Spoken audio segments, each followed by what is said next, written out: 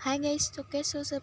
आज हम अ, हमारी कक्षा 10th का हिंदी का सतेज बुक है जो हमारी, उसमें से फर्स्ट चैप्टर है हमारे पास सूरदास। तो उसमें हम करने वाले हैं सूरदास के पद। उसके सारे के सारे हम प्रश्न उत्तर इस वीडियो में कवर करने वाले हैं, तो एंड तक ज़रूर बने रहना, ठीक है। तो इसका फर्स्ट क्वेश्चन है हमारे पास, गोपियों द्वारा उद्धव को भाग्यवान कहने में क्या व्यंग्य निहित है। आंसर है हमारा, गोपियों द्वारा उद्धव को भाग्यवान कहने में यह व्यंग्य निहित है कि उद्धव वास्तव में भाग्यवान ना होकर अति भाग्यहीन है। ठीक है, वे कृष्ण रूपी सौंदर्य तथा प्रेम रस के सागर से के सानिध्य में रहते हुए भी उस असीम आनंद से वंचित हैं। वे प्रेम बंधन में बंधने एवं मन के प्रेम में अनुरक्त होने की सुखद अनुभूति से पूर्णतया अपरिचित है। ठीक है, तो ये है हमारा आंसर फर्स्ट क्वेश्चन में। अब इसका हम अगला क्वेश्चन देखते हैं। सेकंड क्वेश्चन है हमारे पास, उद्धव के व्यवहार की तुलना किस किस से की गई है। ठीक है, उद्धव के व्यवहार की तुलना किस किस से की गई है। तो पहला है हमारे पास, गोपियों ने उद्धव के व्यवहार की तुलना कमल के पत्ते से की है। किससे की है? कमल के पत्ते से, जो नदी के जल में रहते हुए भी जल की ऊपरी सतह पर ही रहता है। कमल का जो फूल रहता है वो नदी के जल में रहता है, लेकिन ऊपर रहता है ना सतह की। ठीक है, अर्थात जल का प्रभाव उस पर नहीं पड़ता। श्री कृष्ण का सानिध्य पाकर भी वह श्री कृष्ण के प्रभाव से मुक्त है। ओके, तो ये हो गया हमारा फर्स्ट पार्ट। ये हमारा फर्स्ट पार्ट हो गया। इसका सेकंड पार्ट है हमारे पास, वह जल के मध्य रखे तेल के गागर मीन्स मटके की भांति है, जिस पर जल की एक बूंद भी टिक नहीं पाती। ओके, उद्धव पर कृष्ण का प्रेम अपना प्रभाव नहीं छोड़ पाया, जो ज्ञानियों की तरह व्यवहार कर रहे हैं।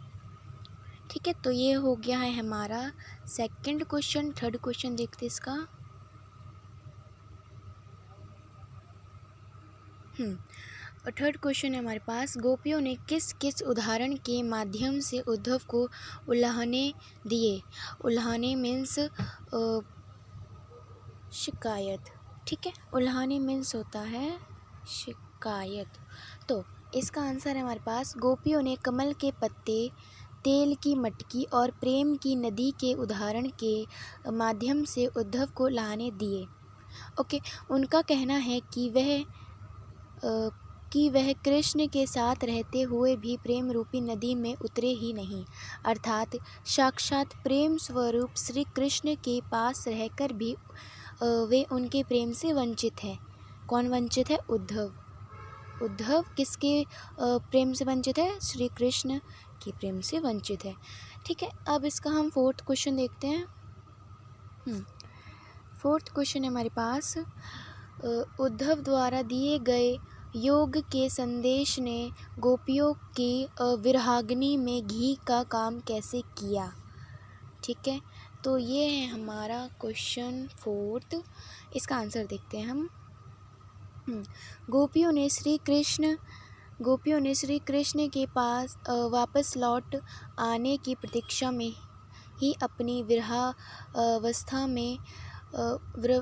विरहावस्था को सह रही थी। मतलब कि गोपियाँ किसका वेट कर रही थी? कृष्णा जी का वेट कर रही थी कि वो कब आए। ठीक है, और कृष्ण जी नहीं आए, उनके बदले कौन आ गया? उद्धव आ गया। ठीक है, तो यहाँ से हमारा है, वे कृष्ण के प्रेम में ही अपना सब कुछ निछावर कर रही थी, लेकिन श्री कृष्ण लौटकर वापस नहीं आते, बल्कि वे उद्धव को भेजते हैं। ठीक है, जो उन्हें कृष्ण को भूल जाने का, एक सेकेंड यहाँ पे कुछ मिस्टेक हुई है, कृष्ण का ये मिटा देना। ओके, कृष्ण को भूल जाने और योग करने का उद्देश्य देता है। जो उद्धव आता है वो क्या कहता है कि कृष्ण को भूल जाओ और योग करो, ऐसा वो उद्देश्य देता है। किसको? गोपियों को। ठीक है, फिर इस प्रकार उद्धव द्वारा दिए गए योग के संदेश ने गोपियों की विरागनी में घी का काम किया। ये हमारा फोर्थ क्वेश्चन। फिफ्थ क्वेश्चन देखते हैं। फिफ्थ क्वेश्चन है हमारे पास, मर्यादा ना लही के माध्यम से कौन सी मर्यादा ना रहने की बात की जा रही है? इसका भी आंसर देखते हैं। तो मर्यादा ना लही के माध्यम से श्री कृष्ण के चले जाने के बाद से गोपियाँ दिन रात उनके वियोग व प्रतीक्षा में ही अपना समय बिता रही थी। गोपियाँ किसको याद कर रही थी? श्री कृष्ण को याद कर रही थी, ठीक है। लेकिन श्री कृष्ण स्वयं ना आकर उद्धव को योग संदेश लेकर भेज देते हैं, जैसा कि हमने फोर्थ क्वेश्चन में देखा है। गोपियों का धैर्य समाप्त होने लगा, ठीक है, क्योंकि उनके रक्षक कौन? श्री कृष्ण ही उन्हें योग संदेश देकर दुख पहुंचा रहे हैं, ठीक है। तो ये हो गया हमारा फिफ्थ क्वेश्चन। अगला हम क्वेश्चन देखते हैं इसका। प्रश्न 6 है हमारे पास, कृष्ण के प्रति अपना अनन्य प्रेम को गोपियों ने किस प्रकार अभिव्यक्त किया है? तो इस क्वेश्चन में हमसे क्या पूछ रखा है कि कृष्ण के प्रति गोपियों ने अपना अनन्य प्रेम, कृष्ण के प्रति अपने अनन्य प्रेम को गोपियों ने किस प्रकार अभिव्यक्त किया है, मतलब कि कैसे उन्होंने बताया है कि वो कृष्ण से कैसे प्रेम करती हैं, ठीक है। तो आंसर है हमारे पास, गोपियाँ कहती हैं, एक सेकेंड, गोपियाँ कहते हैं कि वे कृष्ण के प्रति सहज रूप से उसी प्रकार आकर्षित हैं जिस प्रकार चींटियाँ गुड़ के प्रति आकर्षित होती हैं। वे उससे दूर नहीं हो सकती भले ही प्राण निकल जाएं। जैसे चींटियाँ किसी मीठे चीज़ में आकर्षित रहती है, जैसे चीनी, गुड़ वगैरह वगैरह, तो उसी तरीके से गोपियाँ भी कृष्ण से मतलब इस तरीके से आकर्षित हैं, ठीक है। इसका ये फर्स्ट पार्ट हो गया। सेकंड है हमारे पास, गोपियाँ कहती हैं कि जिस प्रकार हारिल एक पक्षी है, सदैव अपने पंजे में लकड़ी पकड़ कर रखता है। हारिल पक्षी अपने पंजे में हमेशा लकड़ी पकड़ कर रखता है, उसे कभी छोड़ता नहीं है। इसी प्रकार वे भी तन मन एंड और वचन से श्री कृष्ण के प्रेम को पकड़े हुए हैं, वे उसे कभी छोड़ नहीं सकते, ठीक है। तो ये दो बातें बताती हैं वे अपने और कृष्ण जी के बारे में कि वो किस प्रकार मतलब उनसे अनन्य प्रेम करते हैं, ठीक है। इसका 7th क्वेश्चन देखते हैं। 7th क्वेश्चन हमारे पास, गोपियों ने उद्धव से योग की शिक्षा कैसे लोगों को देने की बात कही है? एक बार फिर से क्या क्वेश्चन है हमारे पास, गोपियों ने उद्धव से योग की शिक्षा कैसे लोगों को देने की बात कही है? आंसर इसका, गोपियों ने उद्धव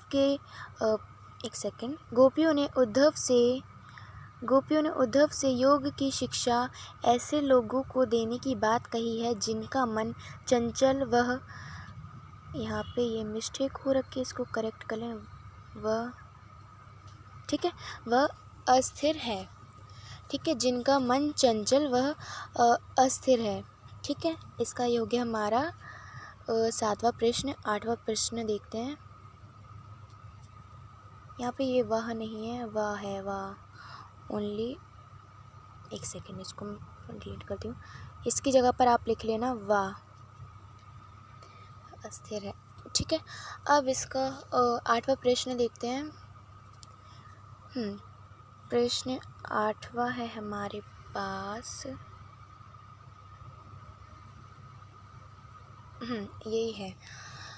तो इसमें है, प्रस्तुत पदों के आधार पर गोपियों का योग साधना के प्रति दृष्टिकोण स्पष्ट करें, ठीक है। आंसर देखते हैं इसका, गोपियों ने योग साधना को कड़वी ककड़ी के समान बताया है। किसके समान बताया है? कड़वी ककड़ी के समान बताया है, ठीक है। गोपियों ने योग साधना को किसके समान बताया है?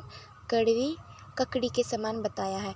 उनका मानना है कि योग साधना तो चंचल और अस्थिर मन वाले लोगों के लिए ही है, जो हमने 7th क्वेश्चन में देखा था कि साधना किन किन लोगों के लिए? चंचल और अस्थिर मन वाले लोगों के लिए। ठीक है, गोपियों का मन तो श्री कृष्ण प्रेम में स्थित है, इसलिए उनके लिए योग साधना निरर्थक है। ठीक है, तो ये हो गया हमारा 8th क्वेश्चन। 9th क्वेश्चन देखते हैं इसका। यहाँ पे भी थोड़ी सी मिस्टेक हो रखी है, यहाँ पे आप 9th लिख लेना। ओके, तो हमारे पास 9 क्वेश्चन है। गोपियों के अनुसार राजा का धर्म क्या होना चाहिए? गोपियों के अनुसार एक राजा का धर्म क्या होना चाहिए? ठीक है, तो इसका उत्तर देखते हैं। गोपियों के अनुसार राजा का धर्म प्रजा का हित करना और उनके दुख को दूर करना है। प्रजा का हित करना और उनके दुखों को दूर करना है। ठीक है, इसका अब हम 10वां क्वेश्चन देखते हैं। प्रश्न 10 है हमारे पास। गोपियों को कृष्ण में ऐसे कौन से परिवर्तन दिखाई दिए जिनके कारण वे अपना मन वापस पा लेने की बात कहती हैं? जब कृष्ण जी वापस आए तो उन्होंने क्या क्या वो देखे, उनके परिवर्तन देखे, इसके बारे में है ये। चलो, इसका उत्तर है हमारे पास। गोपियाँ कहती है कि श्री कृष्ण ने अब राजनीति पढ़ ली। क्या कहते हैं? श्री कृष्ण ने अब राजनीति पढ़ ली और वे पहले से भी अधिक चतुर हो गए। उन्होंने बड़े बड़े ग्रंथ पढ़ लिए, उनकी बुद्धि बढ़ गई, इसलिए उन्होंने हमारे लिए योग संदेश भिजवाया है। यहाँ पे कृष्ण जी वापस नहीं आते हैं। ठीक है, ये बात याद रखना। यहाँ पे कृष्ण जी वापस नहीं आते, यहाँ पे वो ऐसे बोलती हैं, कृष्ण जी के बारे में बताती हैं वो। कहाँ तक गए हम? उन्होंने बड़े बड़े ग्रंथ पढ़ लिए हैं, उनकी बुद्धि बढ़ गई है, इसलिए उन्होंने हमारे लिए योग संदेश भिजवाया है। इस कारण गोपियों की दशा और बुरी हो गई। वो मतलब उनका वेट कर रही इतने टाइम से, कृष्ण जी नहीं आए, तो वो थोड़ा सैड हो गई ना। ठीक है, और वे श्री कृष्ण से अपना मन वापस लेने की बात कहती हैं। तो ये था हमारा क्वेश्चन 10वां। क्वेश्चन 11वां देखते हैं। प्रश्न 11वां है हमारे पास। गोपियों ने अपने वाक्य चातुर्य के आधार पर ज्ञानी उद्धव को परास्त कर दिया। उनके वाक् चातुर्य की विशेषताएं लिखिए। वाक् चातुर्य की हमको क्या लिखनी है? विशेषताएं लिखनी हैं। तो यहाँ पे मैंने 4 पार्ट मैंने बता रखे हैं, मैं आपको चारों एक्सप्लेन कर देती हूँ। तो पहला है हमारे पास व्यंग्यात्मक। ठीक है, गोपियाँ उद्धव को बड़भागी क्या कहती है? बड़भागी कहती है। बड़भागी मतलब भाग्यवान कहती हैं। गोपियाँ उद्धव को भाग्यवान कहती हैं, जो कृष्ण के पास रहकर भी उनका प्रेम उन पर नहीं लगा। मतलब जो कृष्ण के पास है लेकिन उनका प्रेम उन पर नहीं लगा। ठीक है, ऐसा कहकर गोपियाँ वास्तव में उद्धव का व्यंग कर रही हैं। ओके, सेकंड पार्ट है इसका हमारे पास, निडरता। ओके, गोपियाँ निडरता के साथ उद्धव के योग संदेश को कड़वी ककड़ी के समान बताती है। किसके समान बताती है? कड़वी ककड़ी के समान बताती है। तो ये हो गया हमारा 11वां क्वेश्चन का सेकंड पार्ट। थर्ड देखते इसका। थर्ड पार्ट है हमारे पास एकनिष्ठ प्रेम मतलब कि मैंने आपको एक क्वेश्चन था, उसमें 2 पार्ट बताए थे कि चींटियों से वो कैसे लगाव होता है या एक पक्षी वाला, तो उसमें से आप उन दोनों में से एक लिख देना। ठीक है, तो इसमें हमारे पास एकनिष्ठ प्रेम, गोपियों का श्री कृष्ण के प्रति एकनिष्ठ प्रेम है। गोपियों का श्री कृष्ण के प्रति एकनिष्ठ प्रेम है। वे तन मन से कृष्ण प्रेम में डूबी हुई हैं। जिस प्रकार हारिल पक्षी लकड़ी को नहीं छोड़ता, उसी प्रकार वह भी कृष्ण प्रेम नहीं छोड़ सकती। ओके, ये हो गया हमारा थर्ड पार्ट। फोर्थ पार्ट है हमारे पास उलाहना पूर्ण। ओके, तो इसका है हमारे पास गोपियाँ श्री कृष्ण को वापस न लौटने पर उल्हाना देते हैं। वे उन्हें उल्हाना देते हुए कहती हैं कि श्री कृष्ण ने राजनीति पढ़ ली है और वे पहले से भी ज़्यादा चतुर हो गए हैं, जैसे कि अभी हमने अपने प्रीवियस क्वेश्चन में देखा था। ठीक है, तो उनमें से थोड़ा थोड़ा पार्ट हमने लेके इस वाले क्वेश्चन में ऐड कर दिया है, जिससे हमें पता चलेगा कि उल्हाना किसे कहते हैं, एकनिष्ठ किसे कहते हैं, एंड निडरता के साथ उन्होंने क्या किया, क्या कहा और व्यंग्यात्मक क्या कहा, ऐसे। अब इस चैप्टर का लास्ट क्वेश्चन है हमारे पास। संकलित पदों को ध्यान में रखते हुए क्या है ये, सूर के भ्रमर गीत की मुख्य विशेषताएं बताइए। ओके, इसमें मैंने क्या किया है कि 5 पार्ट ले रखे। अगर आपके पास क्वेश्चन जैसे नंबर में आए, मतलब अगर 5 का आता है तो आप 5 लिख दो, अगर 3 नंबर में आता है अगर आपके पास क्वेश्चन तो 3 पार्ट लिख दो, ऐसे आप कर सकते हो। ठीक है, मैंने इसे 5 पार्ट लिखे हैं। पढ़ते हैं इसको। भ्रमर गीत के निगुण शक्ति की तुलना में सगुण शक्ति को ज़्यादा महत्व दिया है। भ्रमर गीत में निगुण शक्ति की तुलना में किसको ज़्यादा महत्व दिया है, सगुण शक्ति को। ओके, सेकंड है हमारे पास शुद्ध सरल ब्रज भाषा का प्रयोग किया है। ओके, थर्ड है हमारे पास गोपियों विरहावस्था को दिखाया गया है, मतलब गोपियाँ कैसे कृष्ण जी का वेट करती है, ये सब। ठीक है, भ्रमर गीत में गोपियों का श्री कृष्ण के प्रति एकनिष्ठ प्रेम प्रति एक सेकंड क्या लिखा है, हाँ, प्रतिपादित किया गया है। ओके, लास्ट पार्ट है हमारे पास। गोपियों ने अपनी सरलता, स्पष्टता, एकनिष्ठ प्रेम व तर्क शक्ति से उद्धव के योग संदेश को तुझ सिद्ध किया है। ओके, तो ये थे हमारे पास सूरदास पद के संपूर्ण प्रश्नोत्तर। ठीक है, तो इसमें हमने 12 क्वेश्चन कर लिए हैं, यही हमें अपनी बुक में दे रखे थे।